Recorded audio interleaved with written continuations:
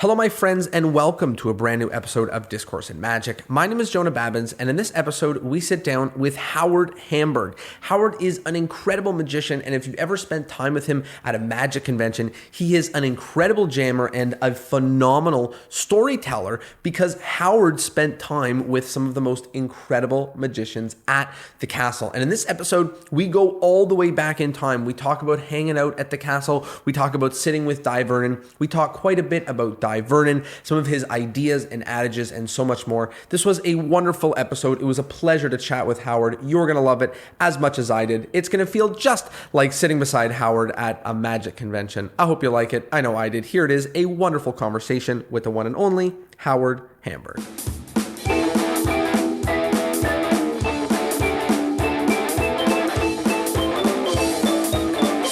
Howard Hamburg. Howard, how are you?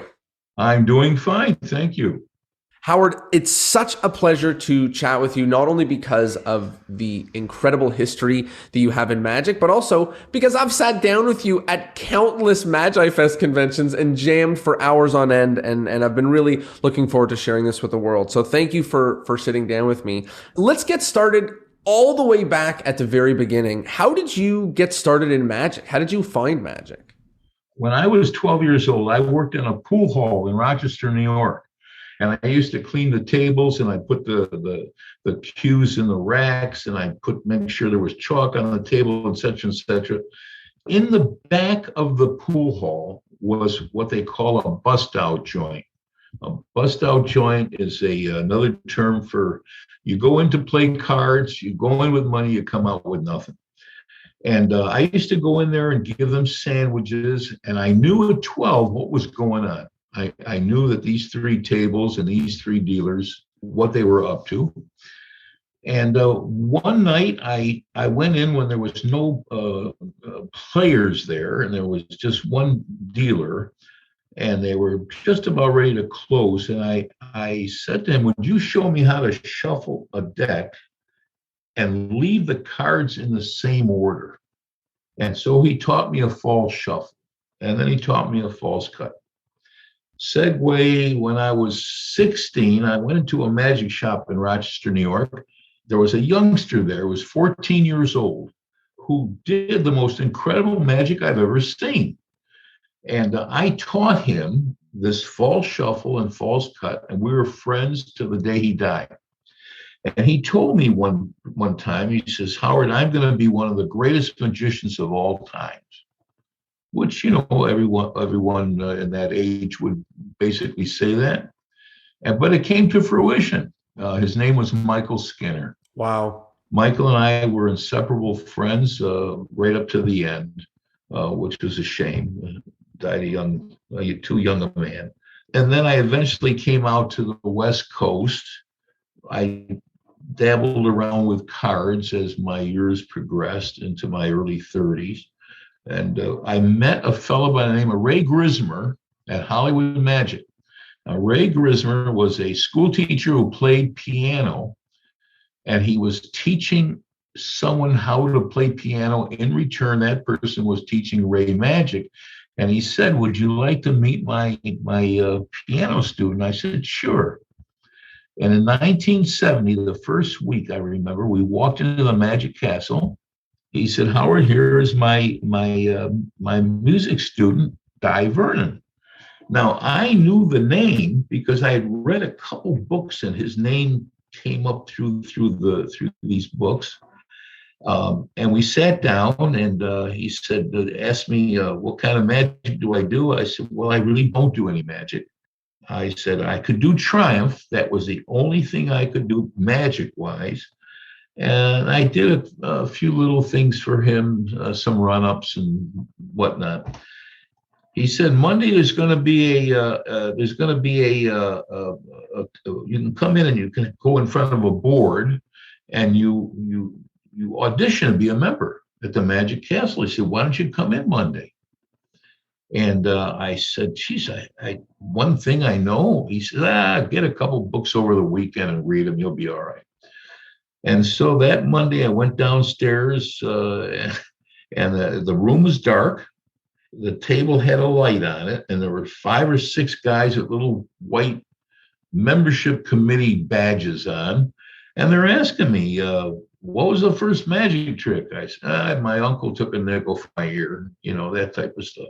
What books have you read? And I had it written on the palm of my hand because I hadn't read any, except Royal Road to Card Magic. And Ray Grisman told me, here, if they ask you for a name of a book, just give these names. I'm looking down on expert card technique, and I'm saying all these things. They said, well, maybe because I was nervous, I was shuffling the cards and cutting them as I was respectfully answering their questions. And one of the gentlemen said, well, we don't want to watch you shuffle, cut cards for 5 minutes, Mr. Hamburg. Would you show us something? And I said, I already have. And there was silence. And I turned the deck face up, and it was in new deck order. Now, I didn't know it, but I swear to you, this is the truth. I didn't know it, but in the back of the room, there was no lights, sat Charlie Miller and Dai Vernon, who were on that committee. And they were in, you couldn't even see them. It was pitch black back there. And the professor said, do you need to see anything else, boys? And so I got into the Magic Castle. I never did a card trick. Wow. Talk to me a little bit about, first of all, that's an incredible story, not only of how you got into magic and the incredible people that were on your journey even early on, but also how you began your into the Magic Castle, which I know is somewhere that you spent quite a bit of time. One thing I wanted to touch on there is you mentioned expert at the card table. And I think that in the past, I've had the privilege of interviewing a lot of different people. And I think that kind of when you go back to that moment in time, the one that, the era that you're talking about, a lot of something happened. It was Vernon talking about, from what I understand, talking about the importance of that book and those techniques that was spreading around. Talk to me about that love for gambling card magic that was so popular then. Talk to me about what was on everybody's mind. I found it intriguing. And remember, I was only 12 years old, but I still knew something was going on. And I just wanted to know what that was. I mean, I know they came in there with money. I know they came out crying, but there was something going on, and I knew what the word cheating meant. And I put one and one together. And even as a youngster, I guessed that, by the way, people like Larry Jennings was very, very interested. Bruce Servan wasn't that interested in it that much, though he took things from the gaming world as far as the book is concerned and incorporated it into magic, but they are two different entities. The intrigue of you got to imagine this guy, 1902? Are you kidding me? What did he have to draw? What did he have to draw on? He had no TV, no DVDs. This person came up with these incredible things, though Tony Giorgio had a wonderful slant on Erdnase himself, as if you would read Genie and his articles on Erdnase. Talk to me a little bit about the Magic Castle.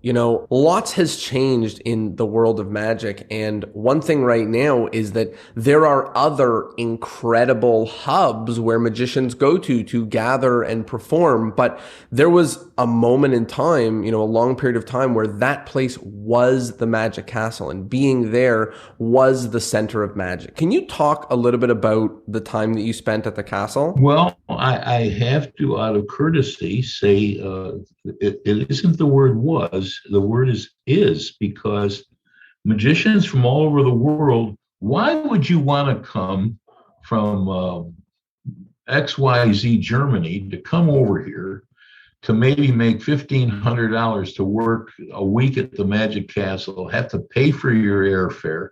You're lucky if you'll break out even, unless you're smart enough to book some things here before you come to the castle and after you've been to the castle. It's for that thing to be put on your resume. It's still very, very strong. However, I do agree with you in that, and there's going to be a lot of people upset at me, but listen, I say what's from my heart. I remember when it was a magic club. It was a magic club where you saw wonderful magic and you could have something to eat and drink. Today, to me, it's a place where you come to eat and drink and see some magic. But look at what you had in those days. You had the Goshmans and the Carlyles and the Skinners and Jennings and Servan and my God, Jerry Andrus and Wagner and all these greats. Not saying that you don't have the greats today, but it was a different feeling. It was really, like the sign says, a magic club for magicians. I've had probably 3 to 4 text messages or phone calls a week from magicians all over the world. And because of this pandemic, saying, Howard, I bet you really missed the Magic Castle. And my answer is, I haven't missed the Magic Castle since 1992 when Vernon passed away. What I miss are my friends. I miss sitting there at that table and reminiscing about the stories and my relationships and doing some magic for guys that are from out of town, magicians and so forth, or even performers. That's what I really missed. But nothing can replace it. It is an absolute wonderment. And I just hope it continues. I think that you're right. That the moment in time that you're talking about, had some of the greats of magic. And you mentioned that things are different now, and they're different for a lot of reasons. But do you think magic has gotten worse? Do you think performers have gotten worse, or do you think that it's just different? Boy, worse is a rough word, isn't it? Out of all due respect to many magicians that I know, with the advent of YouTube and the internet, it's almost like a lecture for anybody to learn how to do a magic trick. And I'm talking about non-magicians. And that mystique is sort of taken away from them. Oh, that's how it's done. Because you got some 12-year-old out there that wants to show everyone that he can do something that incorporates a few moves. Not only does he do the trick, he shows how the move is done. That type of thing. I find that very deplorable. Vernon had a wonderful expression. If you ever want to keep anything a secret magic, put it in print. If you think about it, in their days when the professor was in New York, in those days they had no television, they had no DVDs, they had a couple books in their head, their mind. And it became so much different than it is today, because you can walk into a library or you can go on the internet and go and spend $5, get a business card, and you're a magician. It makes me think of depth versus width. A lot of people now know a little bit about many things and don't know a lot about a specific subject, because like you said, they haven't been reading the same book for the past 30 years. Right. They've been consuming variety every day of stuff from that's all completely different. Yeah. You mentioned kind of a quote of Vernon's, and I think in the world of magic, a lot of times we're guided by some of the quotes of the forefathers of magic. And I think Vernon specifically, there are quotes that he says, things like, magicians stop thinking too soon, or magic not being confusion, things like that, quotes that have really stuck with the world of magic. Can you talk a little bit about some of those adages, some of them that have stuck with you? I remember one night I was sitting at the Vernon table with the professor, Charlie Miller, was Larry Jennings, Ray Grismer. Larry asked the professor, what is more important, the beginning, the middle, or the end? And the professor said, well, you can't have a strong ending without a strong middle. And you can't have a strong middle without a strong beginning. He said the beginning is the foundation and the middle is the framework of the effect. and the end is the finished effect itself. However, if all three of those entities were done flawlessly, there's something more important than those three elements combined. Now, I'm on the edge of my seat. And he said, always remember, it's the moment. That's what they take home with them. That's what they remember, the moment. It could be two moments within that effect, but the moment is important, not the beginning, the middle, or the end. And he took his glass and he raised it, and he had a cigar in the other hand. I could see it like it was yesterday. And he said, Max Malini taught me that. That turned my thinking completely around regarding magic. 6-7 months later, I'm out to dinner with Jimmy Grippo and the professor. And I said, Jimmy, I said, you don't do card to wallet. You do card to sealed envelope. I'm just curious. And he said, Howard, let's say that the host is about to announce the next performer, but he comes in and says, we have a special surprise for all of you here. We have a guest performer who's going to do one magic effect. Put your hands together, and out comes this fellow who does card to wallet the way, quote unquote, we see it done. The signing, the cap pen back into the inside pocket and so forth. He said, what we're going to do is we're going to go outside and we're going to ask every single person who exits the room, what did they just see? And he said, Howard, 99.9% of them are going to say the same thing. The magician spread the cards face down, and I had a free selection. And I signed my name on the face of the card. It went back in the deck. The deck was shuffled. The magician cast a shadow over it and spread them face up, and my card was gone. And he reached into his inside coat pocket and he removed a sealed envelope, which I opened myself, not him. I did it. And inside, I removed my signed card. And not one of those people mentioned the wallet. They mentioned the moment. The moment is tearing that envelope open themselves and removing their signed card. Now, am I against card to wallet? No, I think it's a wonderful effect. But Jimmy also listened to the professor. And the ironic part of the story is he raised his glass and he had a glass of rosé at the table. And he said, Dai Vernon taught me that. So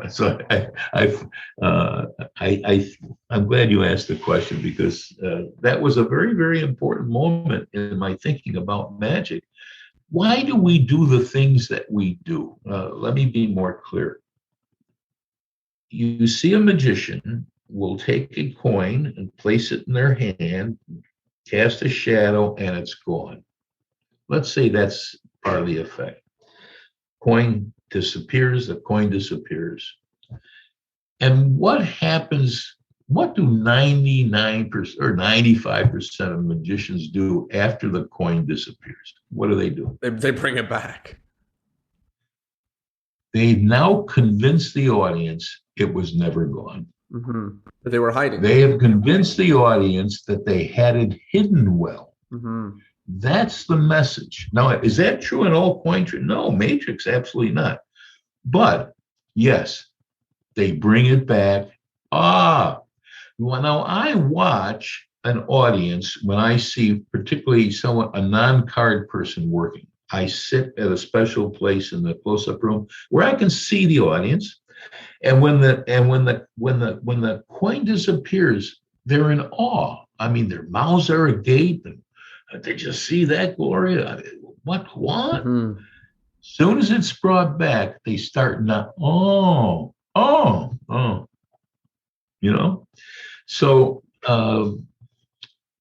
there was a magician, which I will not give the name, who had won an award at FISM back in the 70s, who was performing at the castle. and he asked if the professor and I would like to be his guest for his show. And we said, sure. And when we were talking to him, he was wearing perfect attire, a suit and so forth, tie. But when they introduced him, he came out with his jacket off and his sleeves rolled up. And I turned to the professor and I said, we're going to have a coin trick. I mean, a card guy doesn't come out with his jacket off and his sleeves rolled up. And he had two women holding an imaginary cord, and he had four silver dollars on the table and put one in his hand, showed the other hand, one hand empty, and he hung this on this invisible cord. Both hands were empty, blah, blah, blah, blah. Afterwards, we're sitting at the table. It was the professor, myself, and this gentleman. And he asked the professor what he thought about that effect. And the professor says, well, ask Howard. I don't know if you've ever heard the story of why it is Howard. We'll talk about that soon. We can talk about that later if you want. But he says, ask. He was always politically correct. He didn't want to really, he didn't really want to talk to give advice. Whoever was, if Jennings was there, ask Larry. Okay. So he says, ask Howard. I said, it was wonderful. I mean, it was absolutely beautiful. And you could see his chest swelling because I'm sitting with the professor. I said, until I think you messed it up. I didn't use the word mess. And he said, did you see me go out? I said, no, the technique I was very, very familiar with, and you did it flawlessly. It was superb. I've never seen it done better. He said, where did I go wrong? I said, when you brought them back. He looked at the professor. He said, do you agree, Mr. Vernon? And he said, yes, I agree. And the pretext of what you did, bringing them back, was not the thing to do as far as he was concerned. And he looked at me and he said, well, why do you think I did it that way? And my answer, because I'm always truthful with people, is your ego says you can. Mm-hmm. You know you can bring them back. And so you do. And I got a nice letter from him about a month later. And he says, I want to let you know that I don't bring the coins. I don't bring the coins back for that effect. That's an awesome story. I can only imagine walking up to a table at the castle with you, Vernon, Charlie Miller, all sitting around the table. Can you talk to us a little bit about what that time was like at the castle? You said it was like hanging out with your friends, sharing magic. Talk to us a little bit about what those years were like and what hanging out in Vernon's corner, what that was all about. It was very, very special because we'd always start out with a deck in the middle of the table, and then we would talk. And we could be talking, there could be Larry, there could be like Jennings, it would be Miller, it would be Michael Skinner, it would be myself, it would be Vernon, Charlie, just talking about magic. And most of us, like myself, were just absorbing and listening to these wonderful, wonderful stories and history and so forth. No tricks, just talking for 3 hours. Those cards never moved, but when they did, oh my God, it was incredible. Yeah, I mean, today, hey, want to see a card trick? Right. Yeah, it was very, very special, and they were real. That all of the people were all real, and they were very approachable. A lot of members did not think so. They would stay. There was the inner circle, then there was the inner circle, and they were. So I was about to bring that up. There are equivalently as many stories that I've heard about, Vernon's advice, being very open and very giving, with his advice. And then I've heard some stories of him being maybe sour, maybe, twisting the knife a little bit when dealing with magicians. Can you talk a little bit about that? Shed some light on what was going on there? If you ask the professor a question about something, he will give you his honest opinion. So I've got to tell you this story because it's perfect for what you just said. The professor and I are sitting at the table, and the host comes over and says, the magician who's working noticed the two of you sitting here, and he would like to know if you'd be to see his show. Normally we wouldn't, because we're talking, and then we played a game up in the library. Every night we played hearts, and it would be the professor, myself, Kuda Bucks, and Ray Grismer. We would play every single night. God forbid a magician would want to go into the library upstairs. It was off limits. We're playing hearts, and so we didn't want to commit to anything. Well, we're in a spot, so okay. Well, now the line is moving and people are going in, and the host comes and says, "Oh my gosh, I forgot to seat you guys. I'm so sorry. Come with me." And he opens up the exit door of the close-up room. People are entering. Of course, no one wants to sit in the front row in the front of the table because they're going to be selected.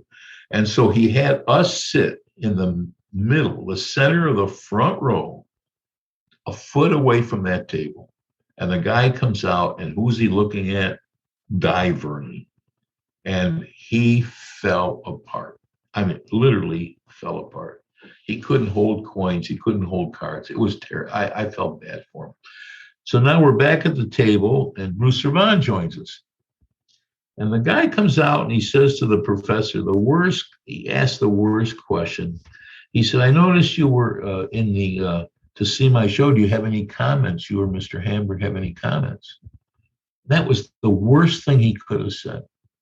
Now, Vernon normally would give it to someone else. He says, "I'm going to answer your question. Do you really want to listen to my answer?" And the fellow said, "Yes, Mr. Vernon." He says, "It was deplorable. It was a mockery of the art of magic. You destroyed magic. It was terrible. Get rid of your magic props. Don't even consider using magic as a ways and means to exist. You're a good-looking young guy. I guarantee you'd be a good car salesman or maybe sell men's clothes."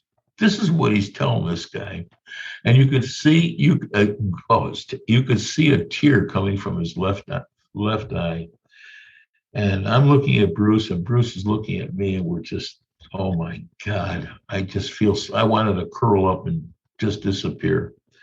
And he said, "Well, thank you, Mr. Vernon." And he walks away, and he walks up the stairs go upstairs.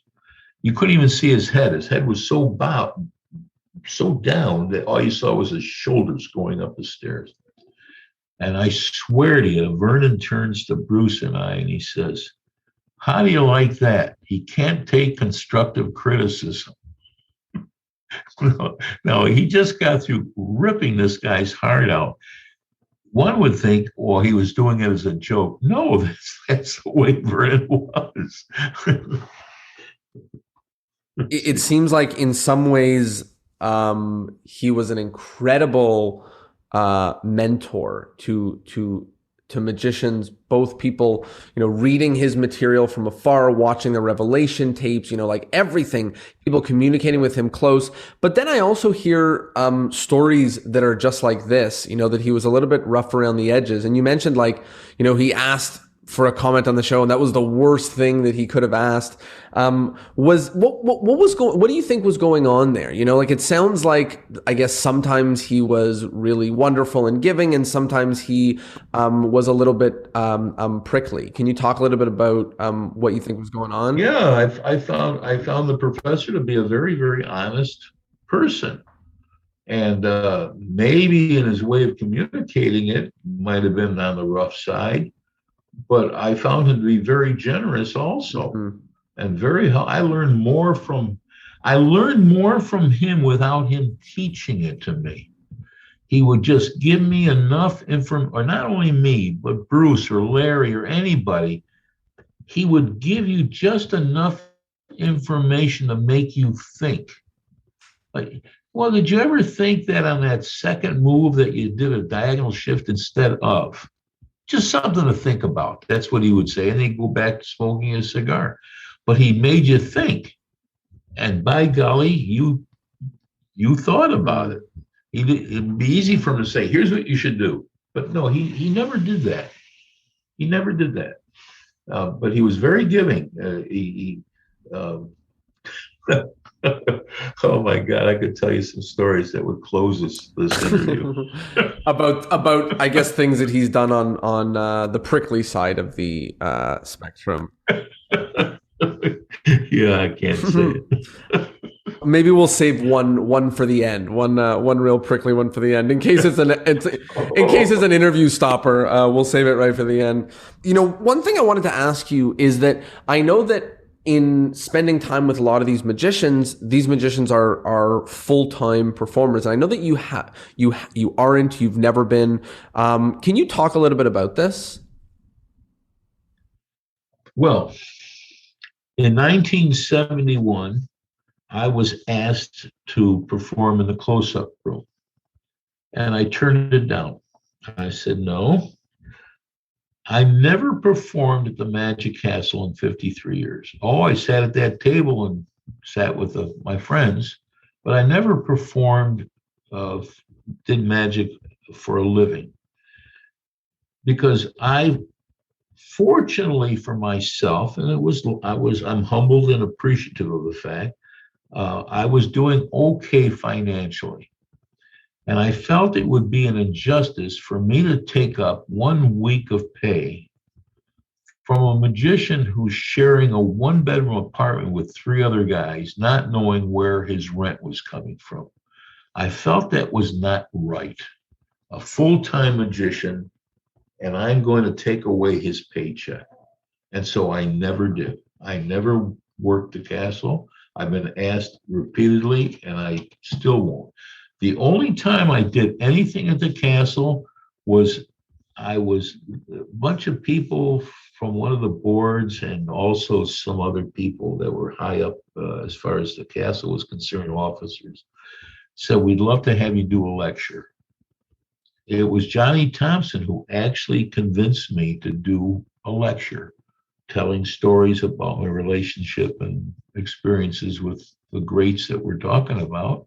And interspersed throughout those stories, I would do effects and explanations and talk about some certain techniques that I've developed and so forth.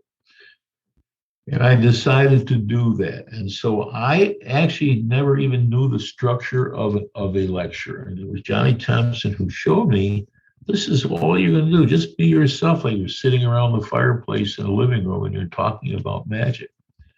And luckily for me, that year I won Lecture of the Year, which I was very surprised to receive. Yeah, you don't have to have some real expensive effect that you're putting out there to be recognized. You know, they recognize you for what you are. I love that, and it's good to hear that putting together what you worked on, putting together all the things you've worked on, or some of the things you've worked on, received that kind of recognition. You know, what's really interesting is, to me, 90% of the lectures that I've done, and I've done them in over 21 countries, maybe 4 out of 7 lectures, something like that, just a little over 50%. I'll have some older people who are attending the lecture, like in their 60s, come up to me. Actually, and I swear I'm not making this up, with tears in their eyes, telling me that for a brief moment, they felt they were sitting at that Vernon table with the professor and myself and Charlie Miller and Larry Jennings and Michael Skinner, that even though they had never been there, they felt that they were sitting there at that moment. That is very touching to me, extremely touching to me. My goal, my primary goal in magic When I lecture, it's one of the first things I say, and I mean it from my heart. I want to assure that the younger generation of magicians never forget about standing on the shoulders of the giants of magic that gave them the tools they use today. I am so afraid someday, if it already hasn't happened, some 12-year-old saying, "Who's this Vernon guy?" It's so important that we remember the history. It's so, so important. They gave us all this. In talking about that, we've spoken about some stories of Vernon. I know that you spent time with people like Larry Jennings, Charlie Miller. Are there any other stories or moment in time? Obviously, there's unlimited, but stories or moments in time that are really important that you want to share with us, ones that you hope don't get lost? I'm contemplating, through the generosity of a very good friend of mine, to possibly put out a book of just the stories themselves. But I'm still willing to discuss them, because I think it's not the ones that have a funny thing to them, a funny ending. But one example is Larry Jennings came over. First of all, I got to tell you, the professor was the biggest troublemaker at the Magic Castle. I was number two. I stayed that way. He was number one. Larry Jennings would come over and he'd say, "Hey, professor, I got this new shift I want to show you." I'm sitting there. And Vernon would say, "Go ahead, Larry. Let's see it. Let's see what it looks like." And I'm 2 feet away from him, and he does this thing, and you don't see a movement. And Vernon looks at him and says, "Bruce showed me that 2 weeks ago with 2 less moves." He's referring to Bruce Servant. He do the same thing to Bruce. "Larry showed me that 2 weeks ago." Just keeps them going back and forth.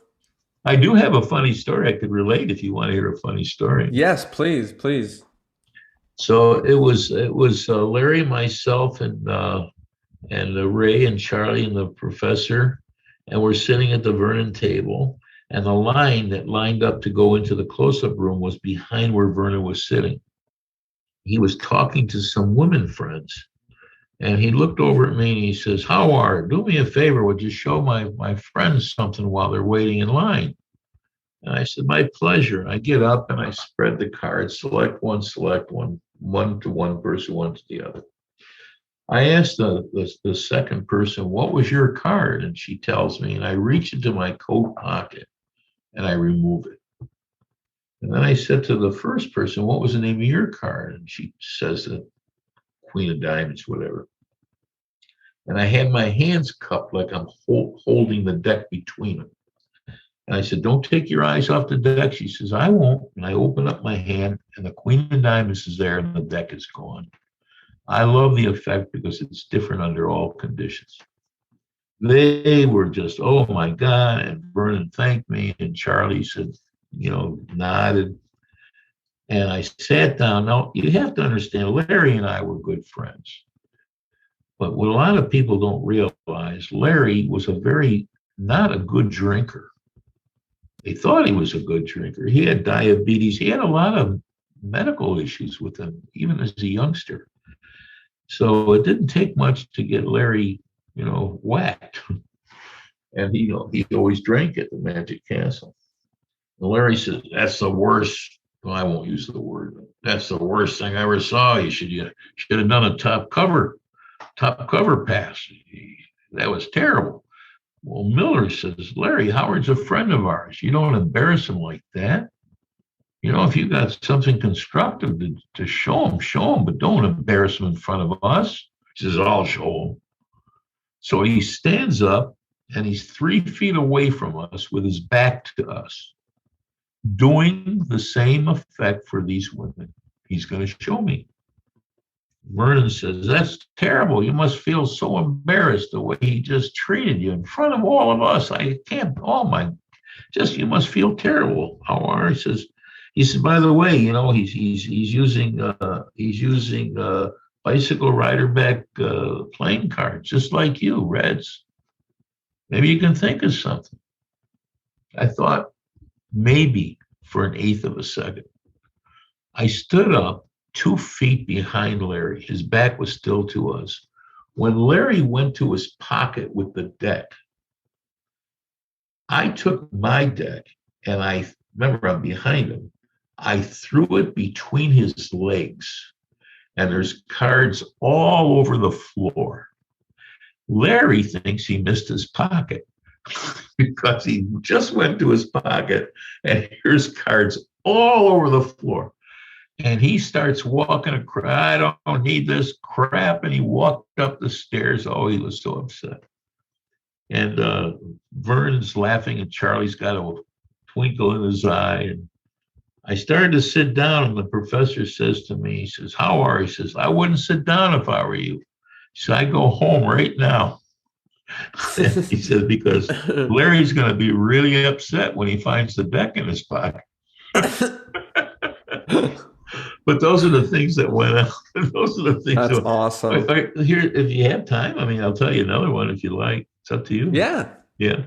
So we're sitting there, and Johnny Thompson's sitting with us. Oh, remind me, I'll tell you a Jimmy Grippo story. So Johnny Thompson's sitting there, and all of a sudden, I hear from the main bar was across from us. The main bar is the only place you could see the Vernon table. All of a sudden, I hear, in those days, they used to page you. So I said, telephone call, line 2, Howard Hamburg. And it was Jim Patton, a great, great magician, a great historian, plethora of knowledge, great guy. And he was sometimes working as a bartender at the main bar. And it was his voice. And I looked up because I thought maybe he could see me in the middle of some effect and he was just breaking me, because he could see it. We played jokes on each other. And I don't see him. So about, I don't know, maybe 10 seconds later, line 2, Howard Hamburg, please. And I still don't see him. I looked over at Vernon. Vernon shrugs his shoulders. And I stand up. And so help me God, it's a true story. I hand the deck to Johnny Thompson. And I said, hold the break till I get back. and I took the phone call. And I came back and he gave me the deck and I finished the trick. That is hilarious. That is awesome. So, the Vernon wanted to know so badly Jimmy Grippo's famous index, his card index. And Jimmy would never show it to him. And it got Vernon very upset. And we're all sitting there one night, and Jimmy was with us. And Jimmy says, where's the men's room around here? And, I pointed to the right. And he says, oh, I'll be right back. He takes his jacket off and leaves it on the seat. And he goes to the bathroom. And Vernon's watching him. And he sees the door closed because you can see from the table to the men's room. And Vernon says, if any of you say anything, I'll never talk to you again. He says, give me that jacket. And he takes he removes the index, and he's looking at it. He says, what the hell? Wait a minute. This thing's folded this way. This card's this. He says, why would, he's just confused with this thing. It had rubber bands around it. And so he puts it back because he doesn't want to get caught. And we put the jacket back. About a week and a half later, Jimmy was back at the castle. And I said, I didn't want to say anything because I didn't want Vernon to be upset. And Jimmy says, it's okay. He says, I know that Vernon went to look at the index. I said, who told you? He said, no one told me. He says, I knew that if I left my jacket there, he would go and look at it. So he put an index that had no sense whatsoever in the pocket, knowing that Vernon was going to take it out and look at it. He says, I had rubber bands around it. But those are the things that is awesome. Howard, this has been so amazing hearing these stories of the past. And I guess there's one more story that I'd really love to hear, which is, I and everyone else that I know refers to you as Howard, but it sounds like Vernon referred to you as Howar, and there's a good reason as to why and how you ended up getting your full name. Can you tell us that story? Yeah, it's a very emotional story. But just prior to telling you the story, there's something also that I want to share with your audience, your magician friends. It took me a long time to figure this out. The best advice, and I don't give advice saying this is God's rule, you have to do it. No, you just, whatever I say, just listen to it. Use it if you want. Don't use it if you want. That's what Vernon did. Use it if you want. Don't use it, but he made you think. And I share this with all my magician friends.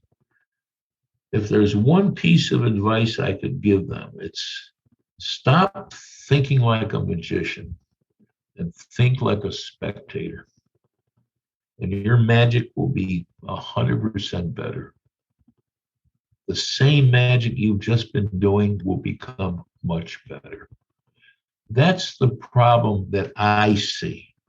Magicians like to do things as a magician.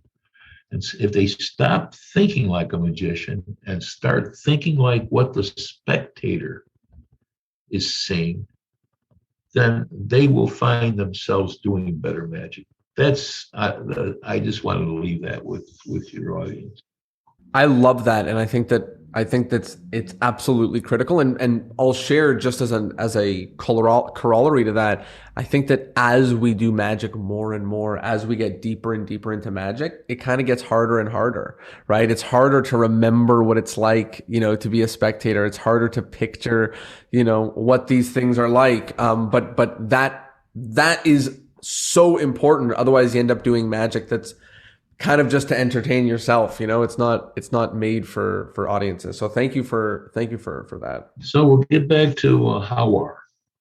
So the professor called me Howard, Howar, because he would say, how are you? That was his joke. How are you? Nobody at the castle would ever, with disrespect, call me Howard. And they knew that was Vernon's, and that was it. And I came home from work, and my late wife, Barbara, said, it's your birthday. Let's go out and celebrate it. And I said, no, I just go out and get some food and we'll have it at the house. I don't want to go out. And like a good wife, you're in the car, make a left, make a right, make cross here, don't go through that red light. And you're at a restaurant. And we walk in, we walk down a hall, and they open up the door, surprise.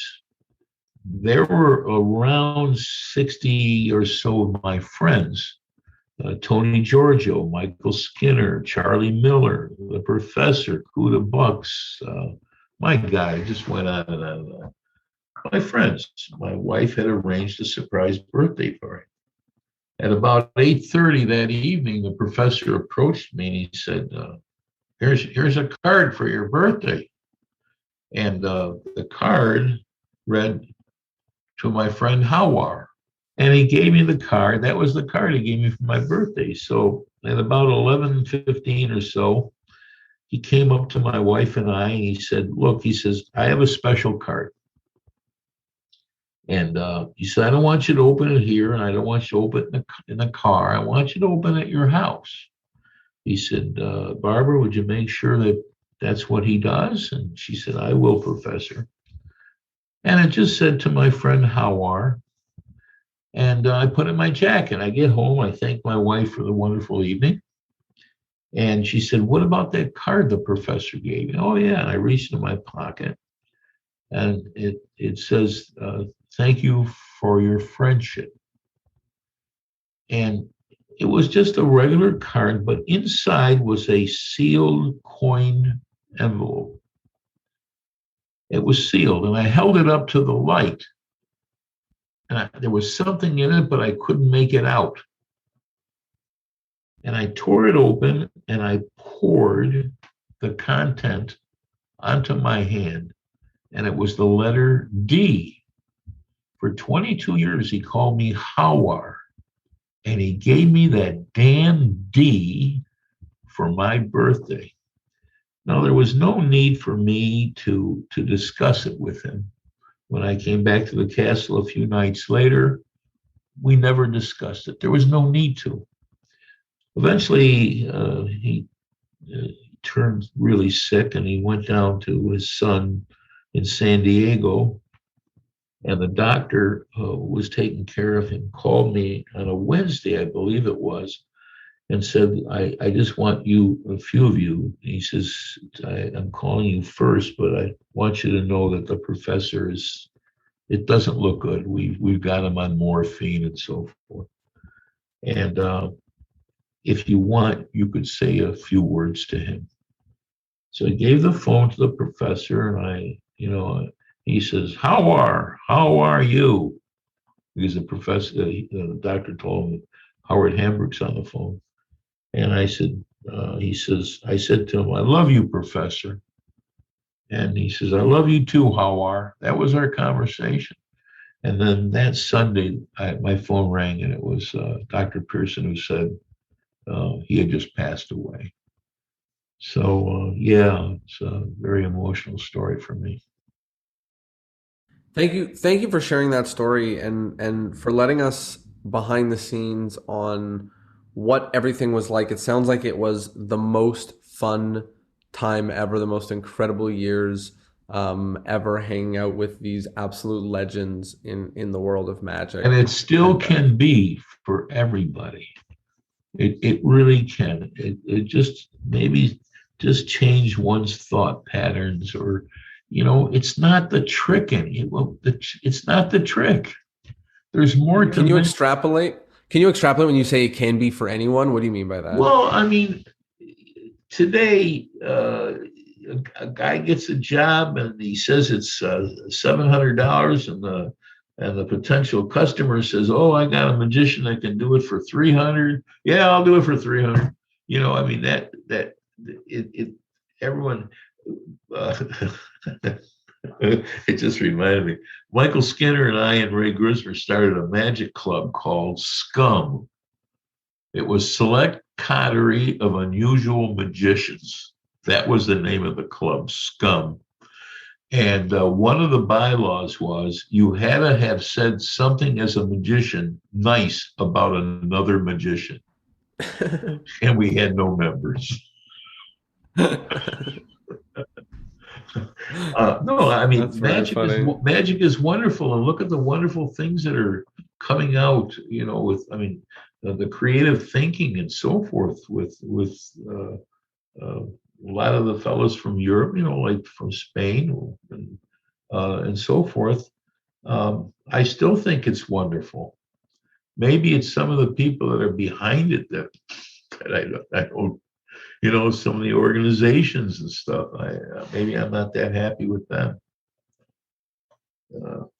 I don't want anyone to get the impression that, well, there was nothing better than the days I grew up, because then someone from that era can say, "Oh, you don't know what you're talking about. You should have seen the days back in 1920. They were great."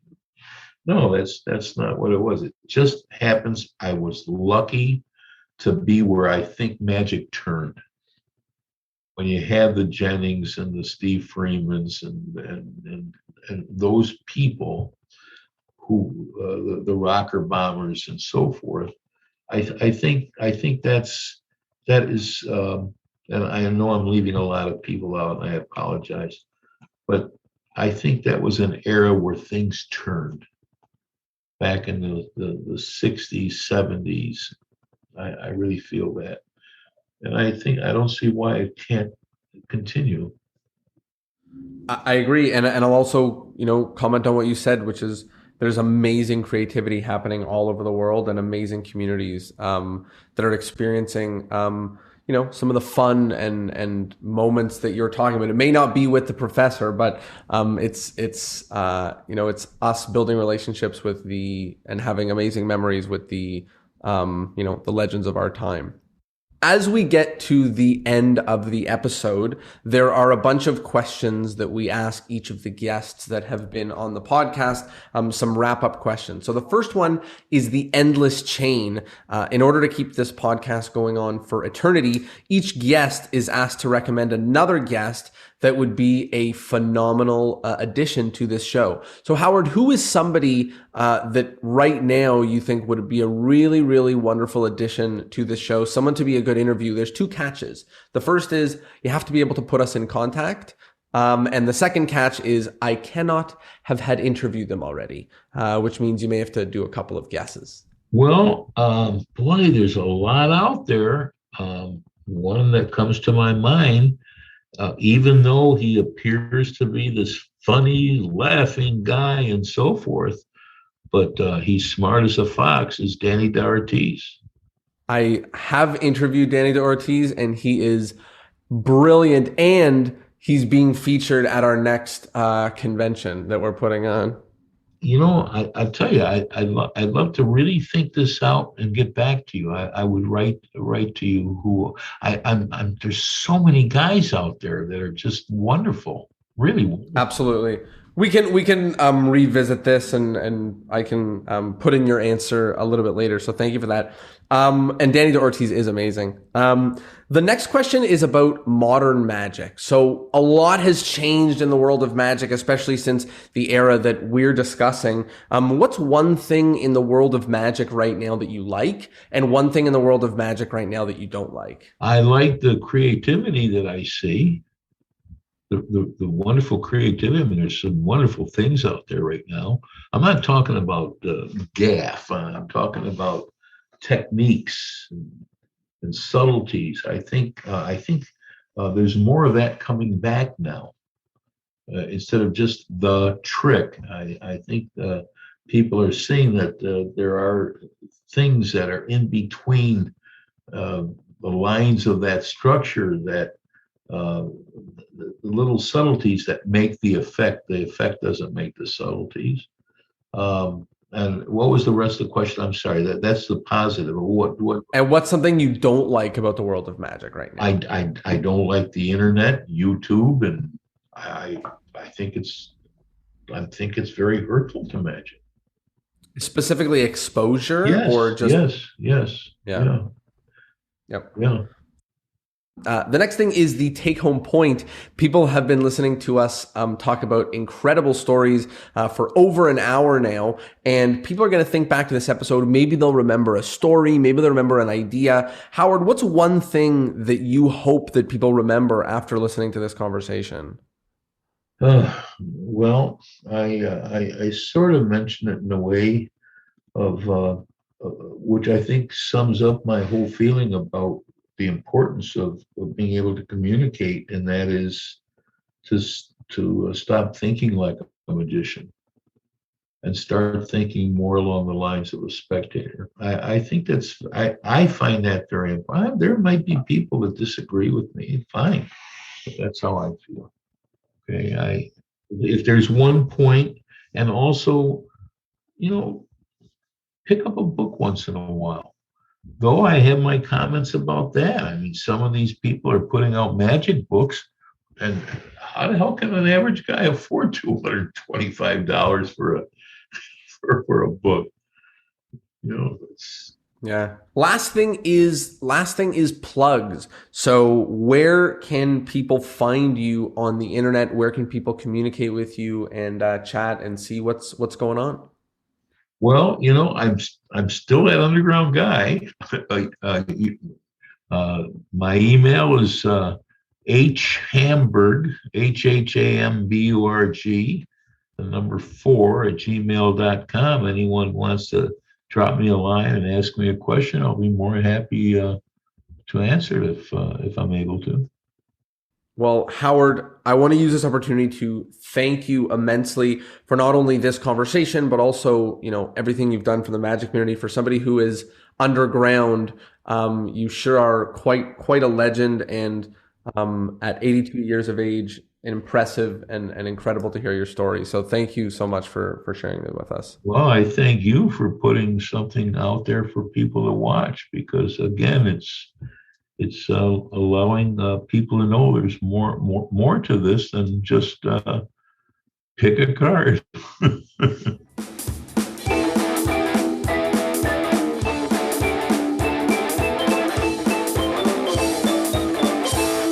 Well, there you go. I hope you liked the episode. And of course, I hope that you learned something. As usual, if you liked it, if you think more people should know it, maybe your local Magic club, then share it, spread the word, tell a friend. It means the world. Other than that, thank you so much for being here, and I'll see you all next Thursday. Peace.